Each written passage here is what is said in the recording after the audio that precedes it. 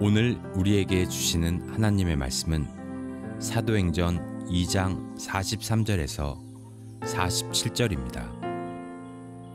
사람마다 두려워하는데 사도들로 말미암아 기사와 표적이 많이 나타나니 믿는 사람이 다 함께 있어 모든 물건을 서로 통용하고 또 재산과 소유를 팔아 각 사람의 필요를 따라 나눠주며 날마다 마음을 같이하여 성전에 모이기를 힘쓰고 집에서 떡을 떼며 기쁨과 순전한 마음으로 음식을 먹고 하나님을 찬미하며 또 온 백성에게 칭송을 받으니 주께서 구원받는 사람을 날마다 더하게 하시니라. 아멘.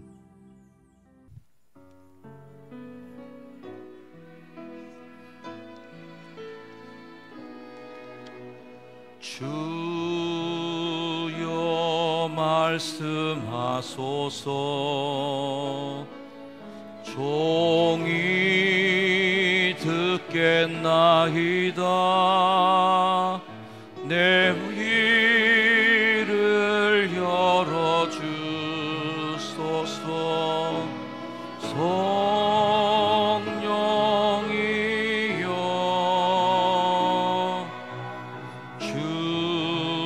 주여 말씀하소서.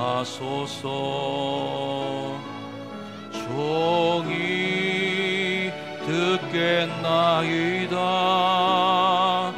내 마음을 열어주소서. 성령이여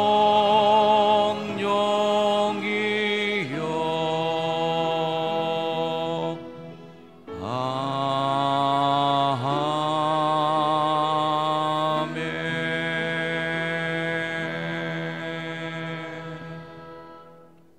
할렐루야. 오늘도 예배 자리에 서신 여러 성도 한 분 한 분을 축복합니다. 지난 주일에는 우리가 아주 행복한 시간을 가졌습니다. 우리 교회가 하나씩 좋은 전통을 쌓아가는 느낌을 가지게 됩니다. 공동체가 하나가 될 수 있도록 체육대회를 준비해 주시고 또 무엇보다도 그 체육대회 주인공이 되셔서 참여해 주신 여러분 모두 한 분 한 분을 다시 한번 사랑하고 축복하고 감사를 드립니다. 한동안 중단되었던 연속 설교를 다시 한번 시작합니다. 그동안 성경을 책 단위로 이끌어나가는 강해 설교를 했는데 이번에는 이것이 교회다 이런 주제를 가지고 6번에 걸친 설교를 준비하려고 합니다. 예전엔 1년에 한 번씩 제가 교회론을 중심으로 해서 시리즈 설교를 좀 했었습니다. 성경을 이제 책별로 강의하기 시작한 다음부터 그 설교를 제가 좀 한동안 못했는데요. 왜 제가 교회론을 중심으로 설교를 시리즈로 이렇게 꾸준히 해왔는가? 이유가 있습니다. 아무리 교회가 성장하고 힘이 자라더라도 목사님하고 목회자와 성도가 교회론이 다르면 참 교회는 그 아무 일도 할 수 없는 덩치만 커다랗게 커지는 비만증 교회가 되고 맙니다. 목회자 성도가 한 방향을 바라볼 수 있을 때 그 숫자가 비록 적더라도 그래도 한 발자국 나가는 거예요. 근데 이쪽 방향으로 노졌고 저쪽 방향으로 노졌고 서로 다른 방향으로 목회자와 성도가 또 성도와 성도가 교회론이 통일되지 아니하고 각기 다른 방향으로 나가면 그냥 노를 열심히는 졌지만 어느 한 방향으로도 전진이 안 되는, 그래서 제자리에서 뱅글뱅글 도는 멍텅구리 배가 되고 말 것입니다. 고린도전서 9장 26절 말씀에 이런 말씀이 있어요. 나는 다름질하기를 향방 없는 것 같이 아니하고. 아무리 열심히 달리면 뭐합니까? 방향이 없는데 그거는 아닌 거죠. 싸움을 싸우는데 허공을 치고 있어요. 그러면 아무리 열심히 주먹질을 하고 있지만 어떤 싸움도 이겨낼 수가 없습니다.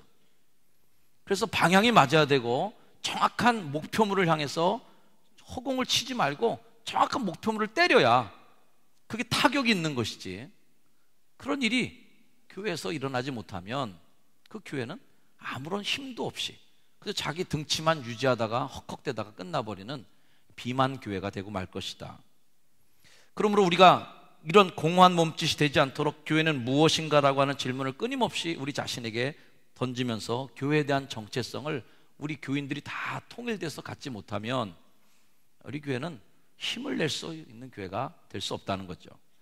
아직도 우리가 더 자라나야 되고 더 성숙해져 가야 되겠지만 그나마 우리 교회가 여기까지 올 수 있었던 큰 힘 가운데 하나는 성도들이 바로 이 자리에 서 있는 정현수 목사의 목회 철학을 지지하고 우리가 이쪽으로 갑시다 라고 할 때 우리 장로님들이 같이 가주고 성도들이 같이 따라와 줬기 때문에 여기까지 그래도 올 수 있지 않았나 하는 생각을 합니다.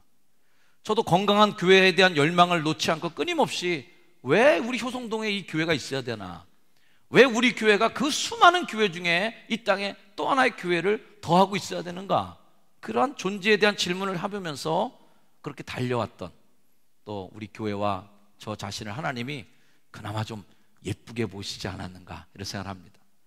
우리가 건강한 교회 원형을 이 성경 말씀에서 찾게 되는데 오늘 성경 말씀에 있는 그 사도행전 말씀이 건강한 교회, 초대교회의 그 원형 교회의 원래 모습이 거기 들어있어요. 그래서 이 교회를 우리가 본받기를 원하는데 2000년 전에 있던 그 교회를 오늘 현대교회에 그대로 옮겨놓는 것은 조금 문제가 있을 겁니다. 하지만 그 교회가 갖고 있었던 그 본질, 그 교회가 갖고 있었던 원리, 그런 것들을 우리가 분석하고 그 원리대로 우리 교회를 만들어 나가는, 끊임없이 다 원판에 맞춰 나가는 이 노력을 해야 된다. 앞으로 그래서 6주간 동안 오늘 읽은 성경 본문이 계속 본문 말씀이 될 텐데요, 오늘 설교가들이, 모든 설교가들이 초대교회, 그 교회 원형을 찾는 이 본문 말씀에서 저도 6주간 동안 이것이 교회다 이런 주제를 가지고 여러분과 함께 그 교회의 본질, 무엇이 교회인가를 찾아보려고 하는 것입니다. 오늘은 그 첫 번째 시간으로 사람들이 두려워하는 교회, 오늘 첫 번 말씀이죠. 구약 성경이 끝나는 마지막 말라기서에서 하나님이 그 탄식하면서 이 말라기가 끝납니다. 하나님의 탄식은 뭡니까? 하나님을 무서워하지 않는 사람들이 신인류가 탄생했다고 보는 거죠. 말라기 1장 6절, 내 이름을 멸시하는 제사장들아, 나 만군의 여호와가 너에게 이르기를 아들은 그 아버지를, 종은 그 주인을 공경하는데 내가 아버지인데 너희가 나를 공경하고 있느냐? 라는 거예요. 내가 주인인데 니들이 그 주인에 대해서 두려워하는 게 너희들 있느냐? 이렇게 내가 얘기하는데 너희들은 뭐라고 얘기하느냐? 우리가 어떻게 주의 이름을 멸시하였나이까? 우리가 언제 그랬어요? 라고 그렇게 되묻는다는 거죠. 하나님을 두려워하지 않는 이 세상을 보면서 하나님이 장탄식을 하십니다. 세번역 성경을 보면 이렇게 번역되어 있어요. 내가 너희를 주인이라고 해서, 내가 너희 주인이라고 해서 너희가 나를 두려워하기라도 했느냐? 날 무서워하고 살고나 있어 너희들이? 내가 주인인데, 내가 주님이라고 하나님이라고 고백하면서 주인 대접한 적 있니 너희들? 라고 묻는 거죠. 간혹 우리가 기도하는 중에 그렇게 대표 기도하는 분들이 계십니다. 하나님을 두려워하는 이 나라의 정치인이 되게 해주시고, 이런 얘기를 자주 합니다.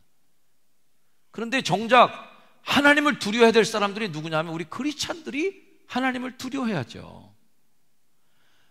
예수 믿는, 하나님 믿는 사람들이 하나님을 안 무서워하는데 교회 바깥에 있는 정치인들이 퍽이나 하나님을 무서워하겠나?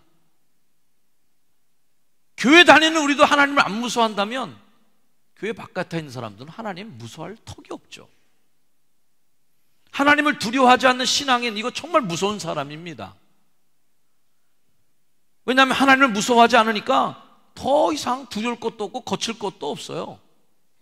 그래서 교회에서, 사회에서 볼 수 없는 황당한 사건들이 일어난다든지, 사회에서는 간혹 상상도 못하는 그런 분열이나 그런 갈등들이 일어나는 것은 그분들의 마음속에 하나님은 없다라는 믿음을 갖고 행동하는 거예요.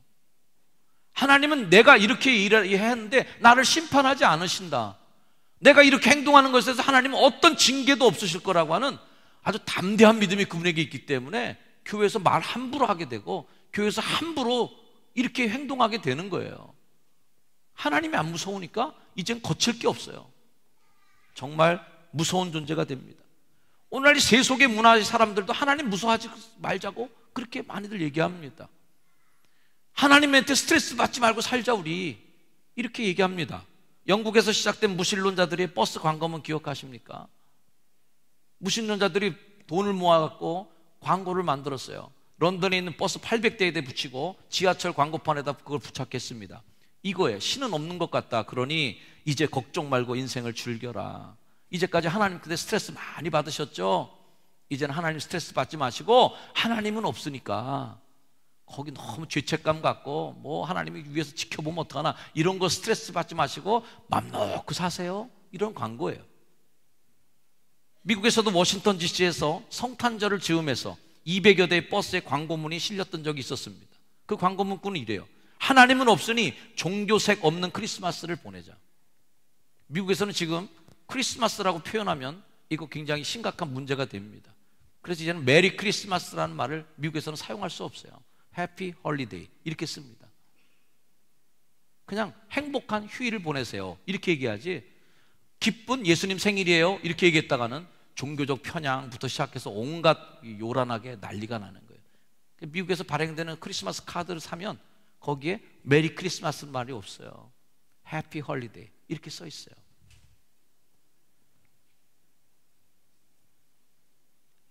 오늘 교회는 정말 두려운 존재인가?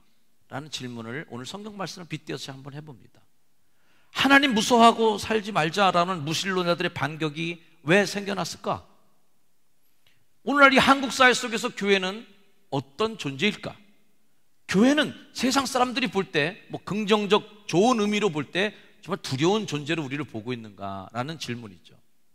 그렇게 우리는 두려운 존재인가? 아니면 만만한 존재인가? 이런 현실적 질문을 바탕에 깔고 오늘 본문을 다시 한번 들여다봅시다. 사도행전 2장 43절 말씀이죠. 한번 읽어볼까요? 같이 시작. 사람마다 두려워하는데 사도들로 말미암아 기사와 표적이 많이 나타나니. 초대교회를 표현하는 첫 번째 표현은 사람마다 두려워한다는 거예요. 당시 초대교회 상황, 기독교인들은 수적으로는 아주 적은 무리였고 사회적 지위로서 보면 약자예요. 그들이 추종하던 예수님은 십자가에서 사형당했습니다. 제자들과 사도들은 공회에 끌려가서 예수에 대해서 더 이상 얘기하지 말라는 엄중한 경고를 받습니다. 그런데도 성경 말씀은 그 교회에 그렇게 모인 사람들인 그 소수의 무리인 사람들을 무서워했다는 거예요. 왜 약체였던 그 교회를 사람들이 무서워했을까요? 역설적으로 먼저 말하자면 사람들이 두려워하는 교회가 되었던 그 이유 중에 가장 중요한 이유는 초대교회 성도들이 하나님을 무서워하는 사람들이었다는 것입니다. 하나님을 두려워하는 사람들이 모였던 그 공동체를 사람들이 두려워했다는 거예요.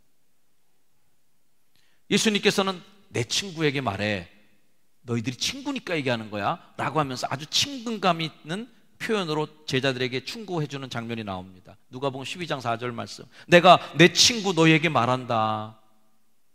내가 친구니까 얘기하는 거야 라면서 몸을 죽이고 그 후에는 능히 더 못하는 자들을 그거 두려워할 필요 없다. 끼케야 죽이는 거 그거 무서울 거 없어. 그러나 마땅히 두려워할 자를 내가 너에게 보이는 주는데 곧 죽인 후에 또한 지옥에 던져넣는 권세 있는 그를 두려워하라. 내가 참으로 너에게 이르노니 그를 두려워해라. 진짜 무서운 거를 알아야 돼. 이걸 얘기해 준 거예요. 제자들은 예수님이 죽으신 후에 두려움에 사로잡혔었어요. 꼼짝 않고 다락방에 숨어 있었습니다. 그러나 부활하신 주님을 만난 이후로 예수 그리스도께서 해주신 이 말씀대로 살기 시작합니다. 어떤 거요?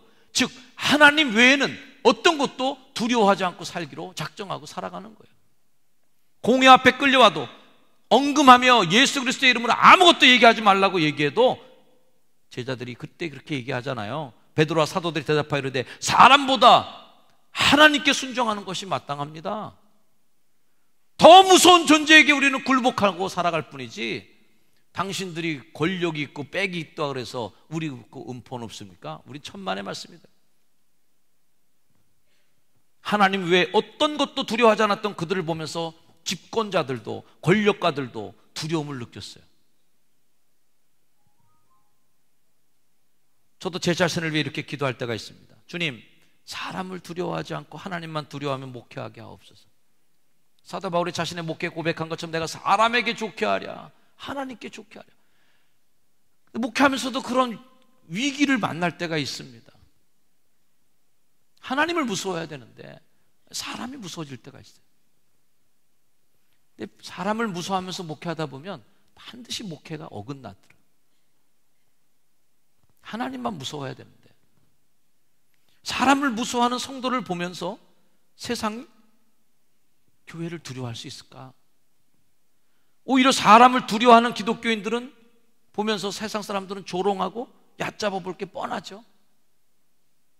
저 사람들은 신을 믿는다고 하면서 지들이 믿는 신은 안 무서워하고 나를 무서워하네? 우습네? 라고 해야겠죠.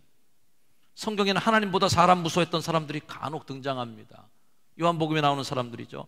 관리 중에도 그를 믿는 자가 많았어요. 예수님 믿는 사람 많았어요. 그런데 그들이 예수 믿는다고 얘기 못했어요. 왜? 바리새인들 때문에 드러나게 말하지 못하니 이는 출교를 당할까 두려워함이라.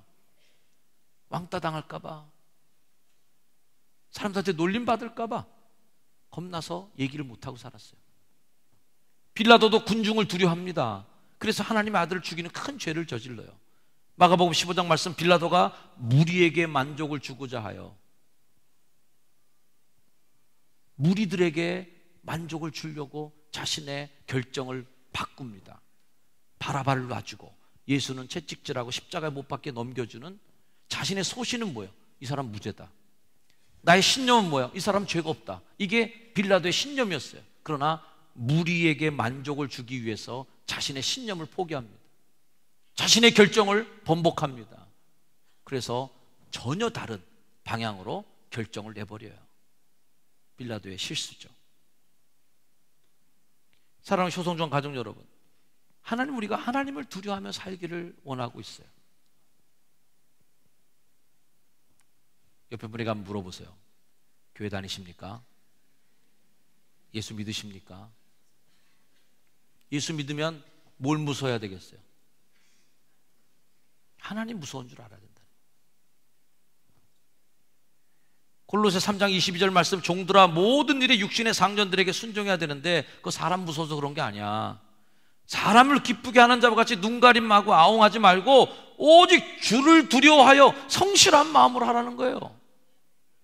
여러분, 직장에서 사람 무서워서 벌벌 떨고 그렇게 다니는 게, 그렇다고 상사한테 덤비라고 그러는 게 아니라 상사에게 어떻게 하면 죽게 하듯 주를 두려워하는 마음으로 성실하게 하면, 상사에게 하는 것을 넘어서서 하나님 두려운 마음으로 내가 받는 월급에 대해서 철저하게 책임지고 내가 치는 책임감에 대해서 철저하게 그 일을 완수해내는, 하나님 보는 게 두려운 것처럼 행동하고 누가 보든지 안 보든지 성실하게 하면 상사가 할 말이 없는 거죠. 그렇게 하라는 거예요. 히브리서 12장 말씀, 우리가 흔들리지 않는 나라를 받았은즉 은혜를 받자 이로 말미암아 경건함과 두려움으로 하나님을 기쁘게 섬길지니. 두려움으로 하나님을 섬기는데 거기 기쁨이 또 왜 들어갑니까? 두려움으로 섬기면 기분 나쁜 거지. 두려움으로 섬기면 기분 굉장히 안 좋은 거지. 근데 두려움으로 하나님을 섬기는 게 기쁘게 섬기는 거예요. 할렐루야. 하나님을 무서워하고 신앙생활하는 게, 그게 신앙생활의 가장 기쁜 신앙생활. 하나님 우리에게 율례와 법도를 주시고 법을 주셨어요. 왜? 우리 행복하라고. 근데 그 율례와 법도를 무게로 알고 짐으로 알고 팽개치려고 애쓰는 사람은 기쁨이 없어요. 신앙생활에 기쁘지 않는다. 진짜 기쁜 신앙생활은 뭐예요? 하나님이 내게 주신 율례와 법도를 기쁨으로 지키는 사람은 기쁘게 신앙생활하는 거예요. 고린도후서의 말씀에도 비슷한 말씀이에요. 사랑하는 자들아, 이 약속을 가진 우리는 하나님을 두려워하는 가운데서 거룩함을 온전히 이룰 것이다. 하나님 무서워야 거룩함을 온전히 이룰 수 있다. 육과 영의 온갖 더러운 것에서 자신을 깨끗하게 하자. 직장에서 사람 무서워서 기독교인으로서의 자존심, 신앙의 기준을 우리가 내려놓을 때가 있을 것입니다. 사람들과의 관계를 하면서 내 신앙의 양심을 내려놓아야 될 때, 여러분 얼마나 마음이 괴롭습니까? 크리스천으로서 양심을 갖고 살아가는데 다른 사람과 관계의 갈등이 일어날 때 참 괴로워요. 다 경험하신 거 아니겠어요? 예수 믿는 티 내지 말아라. 네 혼자 잘났냐? 누구는 뭐 깨끗한 사람 있냐? 이런 공격들이 당연히 오겠죠. 그렇게 갈등할 때마다 힘겹더라도 하나씩 하나씩 딛고 넘어가야 되지 않겠는가? 그래야 그분의 나라한테 가지, 그분이 주실 우리의 나라에까지 도착할 수 있지. 아유, 이 계단은 힘들어서 포기다, 이 계단은 이거 어려워서 포기다, 이러고서 계단 하나씩 다 빼버리면 어떻게 그 위까지 올라갈 수 있겠어요? 갈 수 없죠. 저도 최근에 일련의 사건 하나 겪었습니다. 우리 지방에 있는 어떤 한 교회가 정직하지 못한 일을 했어요. 그 일에 대해서 뭔가 지적해야 되겠다, 이건 그냥 넘어갈 수 없다라는 마음이 들어서 지적을 해야 되겠다는 마음을 가졌습니다. 그 이후로부터 관계가 많이 깨졌습니다. 누군가에게 싫은 소리를 했어야만 됐고, 또 그 일에 대해서 반대 의견을 가진 사람하고 날카로운 각을 또 세워야만 했어요. 관계가 깨지고 앞으로 일어날 일들을 생각할 때 참 괴로운 게 많이 있더라고요. 평생 얼굴 보고 살아야 되는 같은 지방의 목회자들과 얼굴을 붉혀야 되고 뭔가 등을 대야 되는 일들이 생기는, 이런 일들이 생길 때, 그리고 내가 앞으로 이 지방에서 같이 일하면서 가져야 될 여러 가지 기득권들도 포기해야 되는 부분들도 없잖아 있는, 참 힘들더라고요. 그러나 그렇게 결정할 수밖에 없었던 이유 중에 하나는 바로 여러분들 때문에 그렇습니다. 성도들이 그렇게 저를 압박하는 거예요. 신앙적인 이유로 직장에서 불이익을 당해서, 직장에서 엄청난 불이익을 당하는 분들의 간증을 들을 때가 있습니다. 참 부끄럽습니다. 평신도들은 그저 맨몸으로 세상에서 맨살로 부딪히며 살아가고 있지만, 목사는 적어도 목사 가운이라는 그 가운이 보호막이 되고 어느 정도 방어막을 형성해 줍니다. 목사니까, 목사님이시니까 라고 하는 것으로 어느 정도 봐주죠. 그러나 여러분들은 그 육탄으로 모든 걸 맞고 살아야 되는 분들이 아니겠습니까? 그런 분들인데도 불구하고 육탄으로 그 모든 크리스찬으로서 당해야 되는 불이익을 온몸으로 감내하고 살아가는 분들을 볼 때, 목사는 그럼 어떻게 살아야 되나? 최소한 그 성도들 앞에서 설교하는 목사가 어떻게 결정해야 되는가, 이런 부분이 참 괴로운 거예요. 우리 효성중학교 성도들이 다 뺀질거려갖고 잘못을 저지르고 돌아다니면 저도 마음 편하게 하겠는데, 여러분들이 그렇게 살고 있지 않은 거예요. 존경스러운 분들이 있는 거예요. 목사가 볼 때도 부끄러운 분이 있는 거예요. 내가 과연 목사 이 타이틀 떼고 직장 생활하면 저분처럼 저렇게 할 수 있겠는가? 저렇게 내려놓을 수도 있겠는가? 저런 불이익 앞에 초연할 수 있겠는가? 참 존경스러워요. 최소한 목사로서 창피한 짓은 하지 말아야 되겠다는 생각, 그래서 타협하고 싶은 그 반쪽의 마음이 있었던 것조차도 부끄러운 마음을 제가 가졌습니다. 왜 초대교회 사람들이 두려워했을까? 원칙을 지켜나가는 성실, 하나님만 두려워했던 타협하지 않는 선명한 그리스도의 핏빛 삶들, 그런 것들이 세상 사람들이 볼 때 저것들 조그만 건데도, 저것들 힘이 없는 것들인데도 야, 보통 내기가 아니구나, 좀 무섭게 보이는 거예요. 두 번째로 그 교회는 왜 사람들이 무서워했는가 생각해 볼 때 돈을 무서워하지 않는 거예요. 돈은 예나 지금이나 참 무섭습니다. 얼마 전에 베테랑이라는 영화를 제가 봤어요. 여러분들 중에 혹시 보신 분들이 계실까 싶은데, 못 보신 분들은 제가 얘기하는 게 뭔지 몰라도 그냥 넘어가 주세요.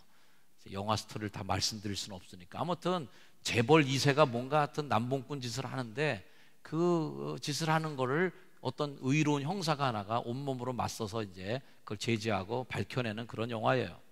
아무튼 서도철이라는 형사 역을 맡은 황정민 씨가 했던 대사가 많은 사람들이 뭐 베테랑의 명대사 이래 갖고서 인터넷 치면 많이 나옵니다.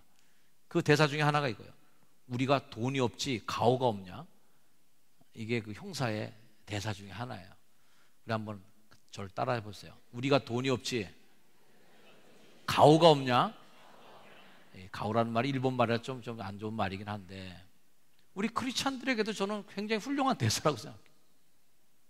우리 크리스찬으로서의 가오가 있잖아요. 예수 믿는 사람으로서 죽지 않는 가오가 있잖아요. 우리가 돈이 없지 가오가 없냐? 끝까지 돈 앞에 우리가 빌빌대고 그거 무릎 꿇고 그거 손 벌리고 앉아있냐?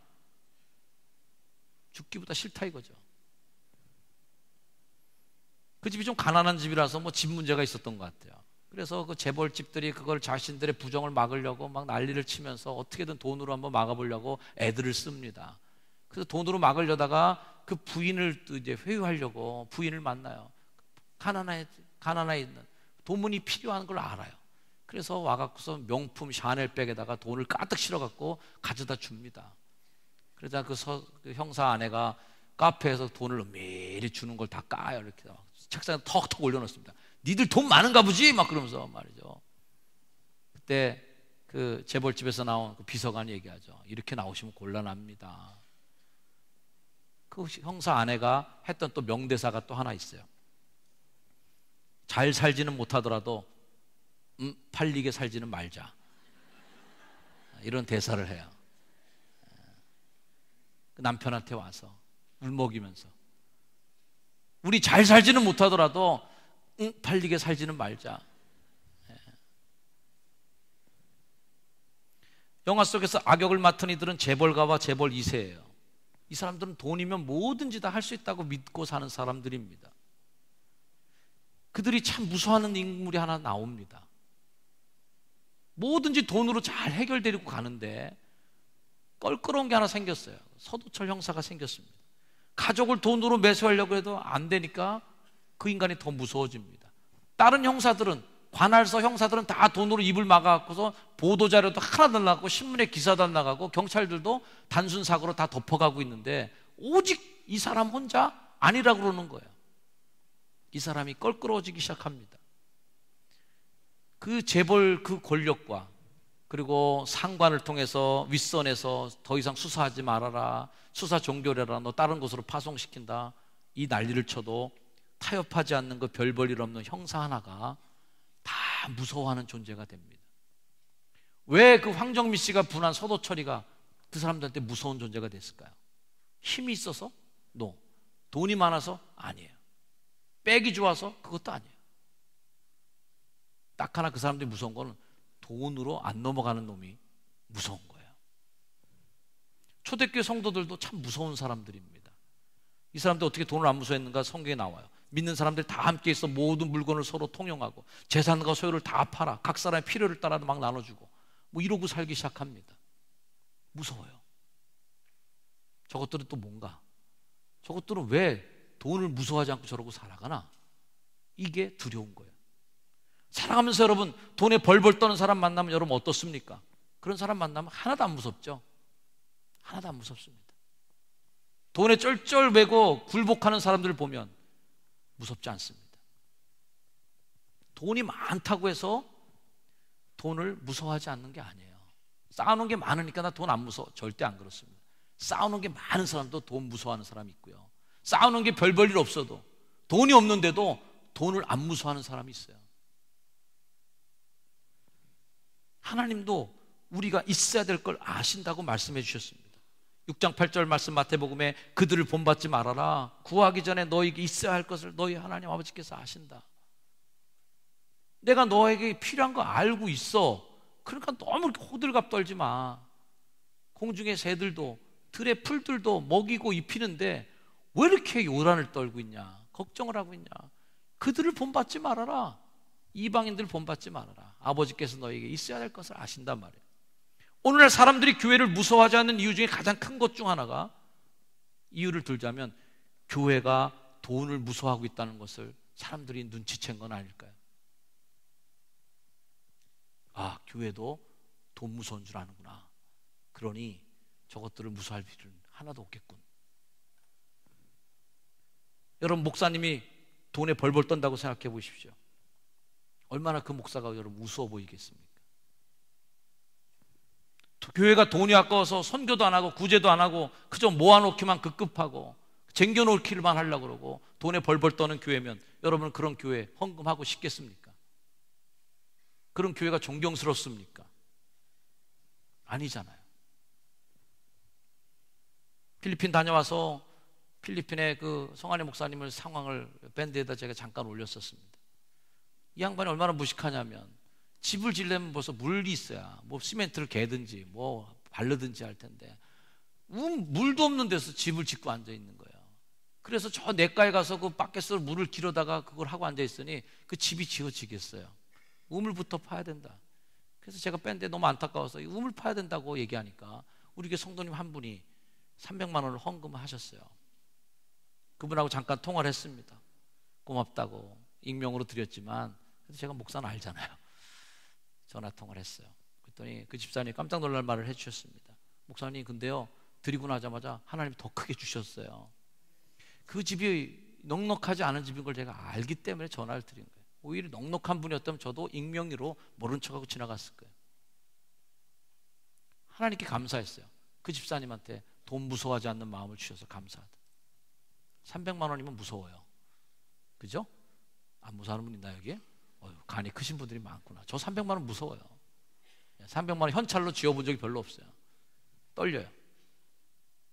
하나님께서 누군가에게 복을 맡긴다고 할 때 누구한테 복을 맡길까요? 어느 분을 통해서 복의 통로로 쓰셔서 이 땅에 복을 흘려보내는 통로로 누굴 쓰실까요? 돈 무서워하지 않는 사람한테 그 복을 통로로 쓰시지, 돈에 벌벌벌 떠는 사람이면 그 돈 줬다가는 그 사람 쓰러집니다. 심장마비로. 그 돈이 독이 됩니다. 돈에 찔려 죽고 돈에 깔려 죽습니다. 그 사람. 돈 무서워하면 하나님이 돈을 주실 수가 없어요. 돈을 통제할 수 있고 돈을 우습게 하나님의 목적을 위해서 쓸 수 있는 사람한테 하나님이 그 돈을 맡기지 않겠습니까? 교회도 마찬가지겠죠. 그런 교회를 하나님이 축복하시겠죠. 돈 무서워하지 말자는 얘기는 펑펑 낭비하고 쓰자는 말이 절대 아닙니다. 제가 자주 제 자신에게 하는 표어가 있어요. 따라합시다. 아껴서 남 주자. 옛날 어른들은 그랬어요. 야, 아껴서 남 주냐? 아끼면 다 네 거 된다. 아끼면 다 내가 먹고 사는 거야. 그러나 우리 크리스찬들은 이제 달라야죠. 아껴서 남 주자. 이번에 필리핀에도 그 성환이 목사님 안타까움을 보고 조금 헌금해야 되겠구나. 우리 교회도 형편이 어렵지만 뭔가 마음에 많이 부담이 됩니다. 우리 교회도 없는 거 투성이에요. 여러 가지 불편한 것들도 아직 많이 있습니다. 하지만 그럴 수 없다. 그렇게 쓰면 하나님 우리를 예뻐 보지 않겠구나. 하나님 우리를 예뻐하지 않겠다는 마음이 드는 거죠. 마을 축제가 이웃교회 마당에서 열립니다. 살짝 저도 억울한 생각이 듭니다. 이 마을 축제는 우리 교회 큰 보이지 않는 무형의 자산입니다. 돈으로 따지자면 그동안 이 마을 축제 쏟아부은 돈하고 우리가 그동안 노력하고 고생한 거 자산 규모로 따지자면 제가 볼 땐 돈으로 상상할 수 없는 엄청난 우리 교회의 무형의 자산이에요. 근데 그거를 이웃교회 마당에서 작년에 했고 올해도 합니다. 그런데 마을 축제 준비를 하면서 만나는 분들마다 저한테 해주시는 말이 있어요. 이번 일로 지난해도 그렇지만 이번에도 그렇게 효성중앙교회 하는 걸 보면서 효성중앙교회가 아주 커 보인다. 축제 준비를 위해서 지난주에 만남이 있었습니다. 부평제일교회 김종호 목사님 함께 오셔서 같이 식사를 나눴어요. 그때 식사 자리에서 목사님께서 그 일로 인해서 효성중앙교회에 대한 무한한 신뢰, 그리고 연배는 저보다 높지만 존경스럽다라는 표현도 제가 들었습니다. 감사하죠. 분명 마을 축제라고 하는 이 아이템은 우리의 재산입니다. 그거 쥐고서 이거 내 거야 내 거야 라고 하는 거는 소화기적인 행동이에요. 그러나 우리 교회만이라고 고집하지 않고 우리 동네를 위해 또는 우리 동네에 있는 다른 모든 교회를 위해서라고 고백하는 이 우리 교회에 그렇게 보자기가 넓게 펴져야 하나님이 효성동을 그 보자기에 담아주시지 않겠는가. 우리 교회만 내 거야 그러고 하면 알았어 네 거 가져라 그래. 아이고 그래서 맨날 종발이 많은 데다가 그냥 담아갖고 주시지 않겠어요. 사람들은 돈에 약한 성도를 무서워하지 않습니다. 돈에 약한 교회를 자신이 갖고 있는 소유에 대해서 집착하는 교회에 대해서 전혀 무서워하지 않아요. 두려워해 주지 않습니다. 사랑하는 우리 효성가족 여러분, 하나님은 만몬을 두려워하지 않는 우리 교회에 만몬을 제압하고 통제할 수 있는 권한과 힘을 우리에게 주시지 않겠습니까? 만몬이라는 게 뭐예요? 부의 신, 물질의 신이에요. 그 만몬을 무서워하면 만몬한테 우리가 만몬이 우리를 지배하는 거고, 내가 만몬을 우습게 보고 그걸 통제할 수 있으면 만몬을 부리는 거예요. 내가 물질을 부려야지 물질의 노예가 돼서 되겠습니까? 우리 교회와 성도가 그런 교회가 되길 축복합니다. 오늘날 전도는 이제 이미지 전도고 문화 전도의 시대예요. 예수님이 싫어서 교회 안 나오는 사람은 없어요. 복음이 이해가 안 돼갖고 이 성경 말씀이 도저히 이해가 안 돼갖고 나 교회 못 나가겠다 이런 사람도 없어요. 오직 사람 보고 교회 안 나오는 사람이 있어요. 사람들 때문에 교회 못 나오는 사람들이 있어요. 예수를 믿고서도 그 사람을 볼 때 두려울 게 하나도 없는 인간을 볼 때 전도가 먹히질 않아요. 그 사람이 나보러 교회 가자고 그러는데 너나 나나 비교해 보니까 그 사람을 무서워할 일이 하나도 없어. 돈 앞에 너도 쩔쩔매고 돈 무서워하고, 세상의 권력과 구조 앞에 쩔쩔매고 무서워하고, 힘의 논리 앞에 무릎 꿇고 적당히 타협하는 사람이 전도받고 누가 교회 나오고 싶어 하겠어요? 전에 교회, 우리 교회는 아니고 전에 신방에 있던 교회에서 신방을 했는데 어떤 성도가 저한테 아주 볼메인 소리로 불평을 얘기합니다.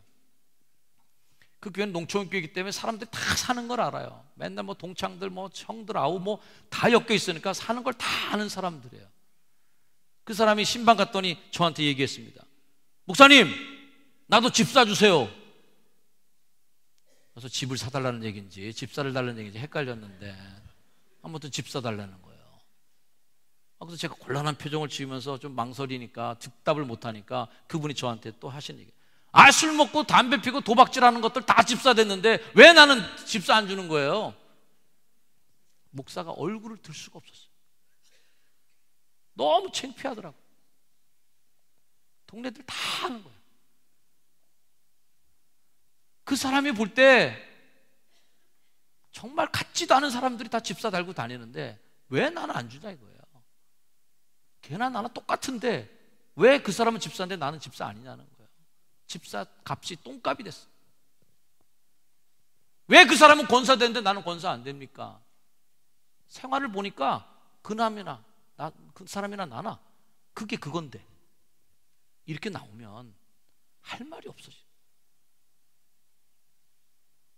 두려워할 수 있게 만들어줘야 되는데, 야, 저거 아무나 하는 거 아니구나. 나 저 권사했다가 죽겠구나. 아주 그냥 교회에서 사역하다 쓰러져 죽겠구나.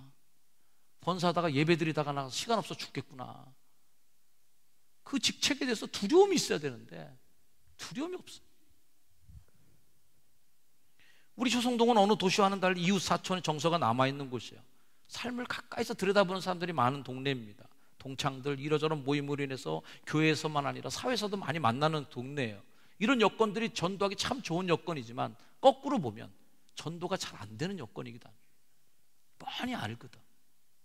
가정생활이 어떤지, 집안생활이 어떤지, 뭐하고 돌아다니는지 다 아니까 오히려 전도가 안 될 수 있단 말이죠. 앞으로 노방전도, 축구전도 점점 힘들어질 거예요. 아파트 전도를 하다 보면 문 한 번 여는 게 얼마나 힘든지 알 겁니다. 놀랍게도 사람들이 교회를 선택하는 이유는 목사님 설교 듣고 선택하는 게 아니랍니다. 나와 함께 있는, 나에게 전도한 그 사람을 보고 관계 때문에 교회 나온다는 거예요. 관계야말로 앞으로 탁월한 전도 방법입니다. 그러면 그 관계 속에서 우리가 어떻게 해야 구원받는 사람의 숫자가 날마다 더해지는 역사가 일어날까요? 사람마다 두려워하는데, 그로부터 시작해서 구원받는 사람을 날마다 더하게 하시니까지 나아가는 거죠. 이 말씀의 결론을 맺습니다. 어떤 작곡가가 고백했던 가사처럼 낮엔 해처럼 밤엔 달처럼 그렇게 살 수 없을까? 욕심도 없이 자신들의 온몸을 내어주셨던 그분처럼 살 수는 없을까? 이런 우리의 정체성의 고민이 있어야 될 시대다. 바위를 들추면 그곳에 사는 곤충들, 벌레들이 빛을 피해서 도망가느라 난리가 납니다. 왜? 빛을 너무 싫어하니까. 빛이 무서우니까. 빛 자체를 무서워하는 거예요. 마태복음 9장 말씀에도 무리가 보고 두려워하여, 예수님이 30살 촌놈이 와갖고서 전도하는데 그 사람 무서워할 게 뭐 있습니까? 따라다니는 사람도 비실비실하고 숫자도 별로 없는데 뭐가 무섭겠어요? 그러나 예수 그리스도를 보고 사람들이 두려워했어요. 우리 교회에 필요한 오늘날의 모습이 아닐까. 초대교회는 구원받는 사람이 날마다 더해지는 교회였다. 그 교회의 부흥은 사람들이 교회를 두려운 마음으로 보는 것이다. 그 두려움은 그 교회가 강해서가 아니라, 교회의 크기가 커서가 아니라, 정말 사람들이 그 교회를 두려워했던 것은 그 교회를 다니는 사람들이 두려웠기 때문이다. 믿음대로 사는 그 삶을 보았기 때문이다. 낮엔 해처럼 밤엔 달처럼 살아가는 성실한 그리스도인의 삶을 사는 여러분이 되길 주의 이름으로 축원합니다. 기도하겠습니다. 주님, 우리로 하여금 그리스도를 닮은 존재, 예수님처럼 살아가는 존재로 사람마다 두려워하는데 그 교회 모습을 회복하는 효성중앙교회 그리고 우리 성도들이 되게 하옵소서. 예수님의 이름으로 기도합니다. 아멘.